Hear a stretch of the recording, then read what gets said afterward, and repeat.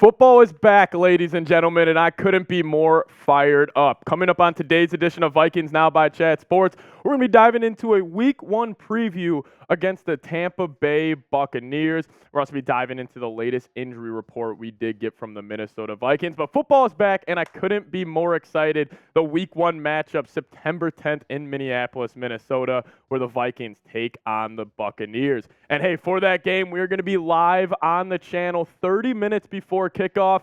I couldn't be more excited. We had a ton of fun doing these watch parties last season, so make sure you guys subscribe, turn on your notifications so you guys are in there for our pregame tailgate 30 minutes before kickoff. We'll be live at 11:30 p.m. Central or a.m. Central Time. So make sure you guys subscribe, lock us in, and turn on those notifications and join us for the Week 1 watch party. Let's dive into the injury report here first. Obviously, the official injury report doesn't come out till tomorrow, Wednesday. When you guys are seeing this, you guys are probably seeing this on Tuesday. We're going to be kind of diving back on a couple of injuries that we have known from training camp, mini camp, and just dating back from the entire summer. And the biggest one that we had is Akayleb dealing with that back injury. He was sent to IR,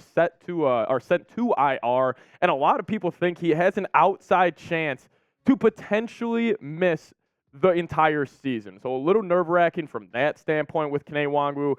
Anytime you're dealing with a back, like it's just a little more skeptical and a little more just nerve-wracking when you have a player dealing with a back injury. But that's the latest update with him. And then for TJ Hockenson, I kind of just put who knows with this one, because originally I thought he was sitting out because he wanted to get the contract extension. Then he had a lower back injury that kept him out for a couple practices. Then we found out he had an ear infection, which allowed him to miss time. But then he got the contract extension. So it kind of he's kind of all good from that point and everything. So, hey, I don't know. We don't really know what's going on with TJ. Hopefully he's out there Week 1 versus the Buccaneers. I fully expect him to be. Then we shifted Jalen Naylor, the wide receiver 4 and wide receiver 5 for the Vikings this year. He was dealing with a leg injury that kept him out most of the preseason for the Vikes. So hopefully he's going to be out there and he'll be ready to go. I think it was mainly cautionary that he was out there. So, so it's Jalen Naylor, so keep your eyes on his leg injury. Then we shift to Brian O'Neill. He was out the remaining 3 games last season with the torn Achilles, and he is rehabbed greatly. He is actually back for the Minnesota Vikings. He was back at training camp. So to have our star right tackle back out there, claps up for him. Then the UDFA, Andre Carter II. Don't expect him to get too much run in Week 1 versus the Tampa Bay Buccaneers. I would say it was a soft tissue injury. They actually didn't designate what specific body part it was for the soft tissue injury. So, I don't know. I just think and Andre Carter, not the biggest deal in the world if he's going to miss. UDFA, real developmental prospect here for the Vikes. But that's the latest on the 5 guys for the Vikings injury report. And before I get into what I am watching for Week 1 versus the Tampa Bay Buccaneers, who do you guys got? Do you guys got the Vikings or do you guys got the Buccaneers? I'll tell you what, I'm a little more nervous for this game than I think people think. But let me know your thoughts down in the comments section. Type MIN or type TB for the Tampa Bay Buccaneers. So the number one thing I'm watching for in Week 1 is I think Justin Jefferson's MVP campaign starts Week 1 versus the Buccaneers. He came off to a hot start last season against Green Bay where he went for 170 and he cooked Jair Alexander.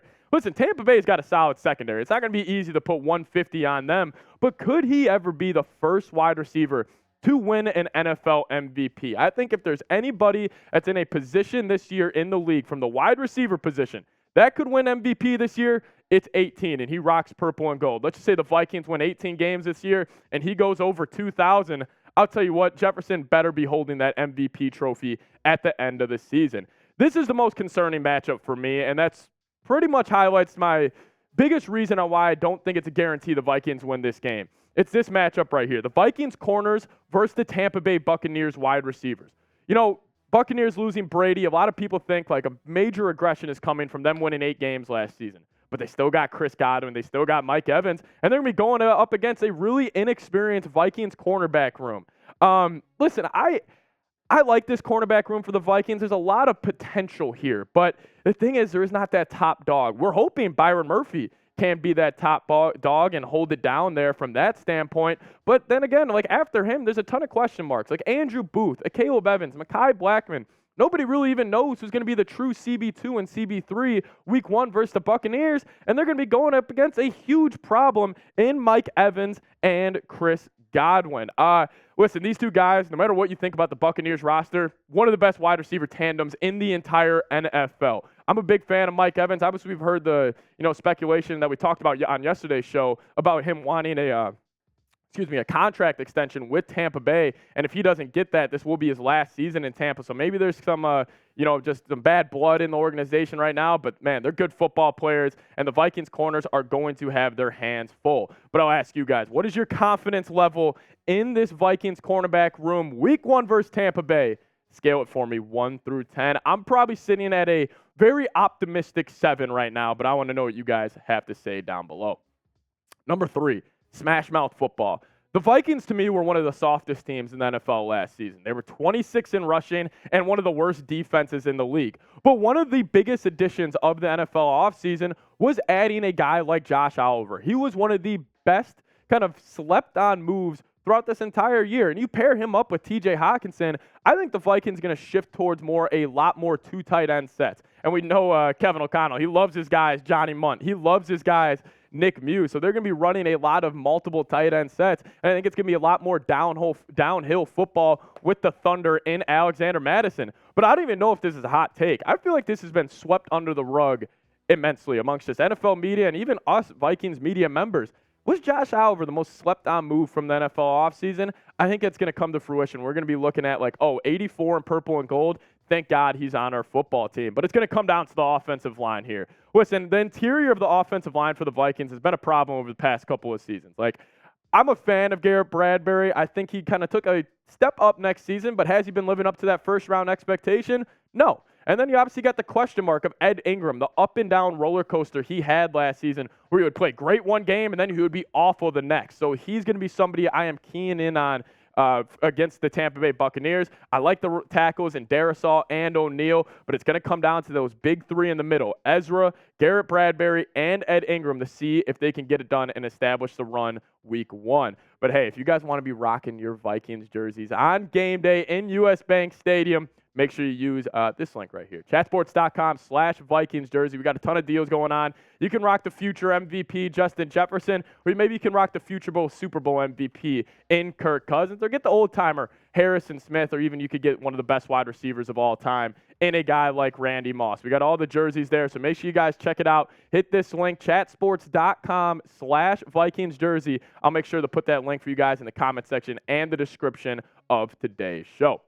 Another thing I'm looking out for, the Brian Flores effect. I'm so excited just to see a different style of defense than what we had last season. I think in terms of philosophy, you couldn't have gone differently from Ed Donatel, where he's running this soft zone coverage, he's only bringing 3 or 4 every play, to where it's Brian Flores, where he is all in on just blitzing, creating havoc against the quarterback. So I just can't wait to see the different looks that the Vikings are going to offer, because last season, I can't believe this is a team that won 13 games. Keep this in mind. This is a team that won 13 games, won the NFC North, and was 26th in rushing.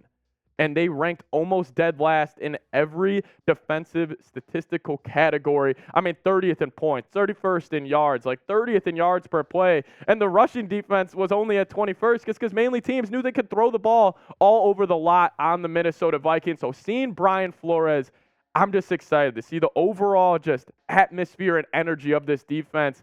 I'm super pumped.